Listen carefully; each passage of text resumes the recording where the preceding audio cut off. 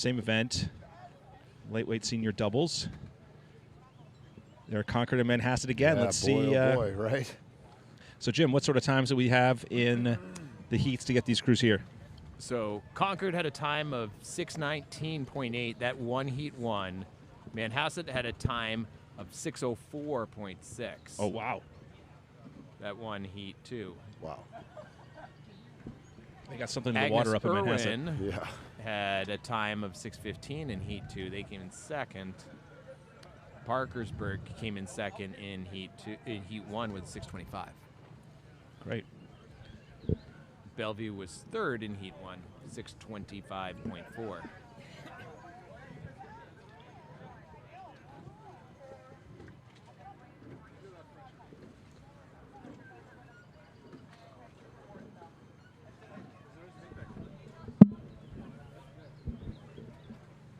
Well, at least down here at the finish line, it looks like the wind has died down slightly, but conditions are looking pretty rough further up. It's But no that's peach. nice. Hey, Yeah, if they're it's a off. little bit calmer at the finish line, maybe that gives for good sprinting conditions. Here we go, the finals of the girls' lightweight senior double. I'm going to give it a minute before we say anything. Right, oh, for sure. Nice clean starts from all the crews as they try and get their high strokes in, get that boat moving, and then lengthen out to try and find their rhythm. Maybe an advantage, Parkersburg. I know Parkersburg's got a great start there over in lane 5. Concord also. Concord. Concord. Also. Yep. I know All the way Concord from the moving. blocks Yep. quickly. So now we get to kind of take a look at what sort of rhythm these crews are going to put down for the duration, right? They come off their high stuff, beginning to lengthen out a bit, and put together the rhythm that they believe is going to carry them the distance here. Ooh, easy. Watch that steering now. Yeah. Concord's got to get it off that buoy line. Here comes Manhasset. Seeing some opportunity. Manhasset now maybe surging just ahead. Part of that's going to be the steering. Yeah. Oh, you know it. Added challenge to these coxswainless boats. Well, Concord just responded to Manhasset's push there, and they're settling into their rhythm. So we've got these two crews, just like we saw in the last race, going head-to-head. Yeah. Really direct placement of those catches in that. Got to watch their Manhasset steering crew. a little bit yeah. there. They're getting Particularly stroke both two seat crews are there. getting a little bit close to one another. And that steering correction Taking might a cost look, yeah. Manhasset a little bit as they come back into the center of the lane. They want to be Both where the crews action looking is. strong. And there we go. Taking a move into the 500 here. Yep. Manhasset surging ahead. Got about a deck and a seat.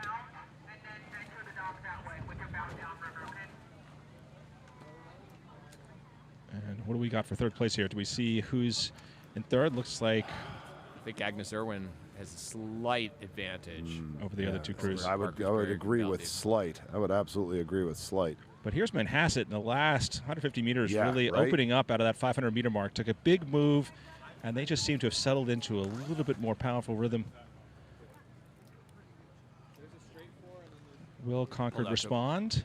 Yeah, I mean, if I'm Concord, I definitely don't want to lose contact here. You know, do what I got to do in the second 500 to make sure that I'm in striking distance as we come to the close of the race. But great race strategy for Manhasset there, where take a big move with the 500, try and put them so they can no longer see you so easily, and that's a great psychological advantage in this race. Huge.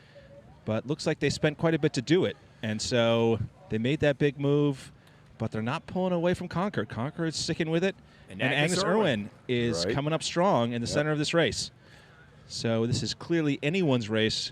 Plenty of course left to go. You know, Jim, John, like we've been here before, right? We've been in a situation where, you know, as oarsmen, you've got to pay that price to get yourself into a position of advantage, and that's where Manhasset is right now. And so much of what it's going to be a minute, though. is just hang on, right? Like you paid the price to get to this spot, now defend it, right? Yeah. You're going to see them making moves, trying to get back on level terms with you. You respond accordingly. And they just did as you were speaking there, Chris. I mean, Manhasset's rating a little bit lower, but they're putting some real power in those strokes. and had opened up some space. Speaking of level terms, Yeah. look at Agnes Irwin here, almost drawing level with Concord. Concord had made a big push early on to hang with Manhasset. Did they invest a little bit too much early in the race and give an opportunity for Agnes Irwin? We'll have to see here in the last 500. Well, Agnes Irwin's also stroking a little bit higher than Concord, so Concord might have some more in the tanks as they try and bring it up in these last 500 meters. It's going to be quite a race, though. But Manhasset, to Manhasset's credit, they have dug in and really gotten some distance between them and Concord as they come into this last 500. I think Agnes Irwin may be a hair ahead of Concord here, but Belleville also pushing hard on the outside. Those three boats are pretty much dead level. Parkersburg not that far out of the pack. Wow, so you've got the last 350 meters or so, dead even, these three crews. Let's hear it from the shore, cheering for these crews in the final. I mean, this is it. Working all season for this. Who comes home with the medals? Can Concord respond to this fantastic move from Agnes Irwin coming out of the 1,000-meter mark? Yeah, I mean, if I'm Concord, I've got to find some gearing here, right? I know that we've been keeping it a little bit lower than everyone else, but it's time to do something definitive to get what you want. And Agnes Irwin continues to row beautifully in this last 500, stroking a little bit higher than Concord. Can Belleville come in and press them on this one? We'll see in these last few hundred meters as the crowd is cheering them on from shore. Hopefully that lifts them up, gives them that little extra push. It is Belleville in medal contention here. Yeah, I know. Nice length from Agnes Irwin, staying long as they're bringing up the cadence. Can Concord respond here in these last few hundred meters? Can Belleville charge up and maybe get a medal here? It is going to be tight racing for these last 20 strokes. Got to stay clean, Agnes Irwin, if you want to stay where you're at. And looks like Manhasset is comfortably crossing the finish line now for their big gold push medal. From Concord. Here we go. Big push from Concord. Concord responding. Oh, look at this. Right down to the last few strokes. So who gets silver? Who gets bronze? Who's got the blades in? Who's got the blades in? Just, oh, man. Literally, which part of the stroke your blades were in the water on that one? That close. Nabs it Maybe. by a foot. That Yeah, close. maybe. Oh, I mean, sometimes that happens. If you're just in that dry phase, you cross the finish line, you get that Yep. little extra Yep. bunch to get that half deck. And I think Agnes Irwin might have gotten it there over Concord, but it was right down to the last few strokes. Close. Yeah. Certainly great racing across the board. Gutsy racing from Concord in that first half there, and stubborn at the end. Agnes Irwin keeping their heads about them, and really just beautiful second half of the race for Agnes Irwin. Yeah, Concord really having to respond in the final 150 meters there to a definitive push from Agnes Irwin. And great job from Belleville. I mean, Belleville was right in it too. Yeah. Tight pack, right? Tight pack, first through fifth. Really, really tight.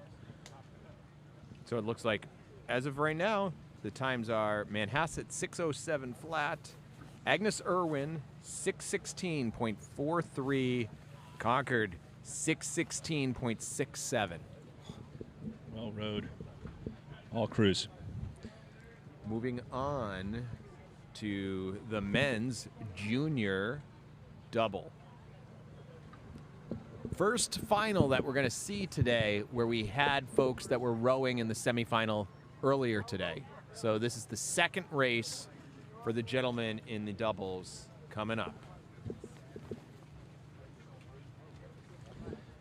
So who were the fastest times in this race, Jim? You want to remind all of us? You would have to ask me that, John.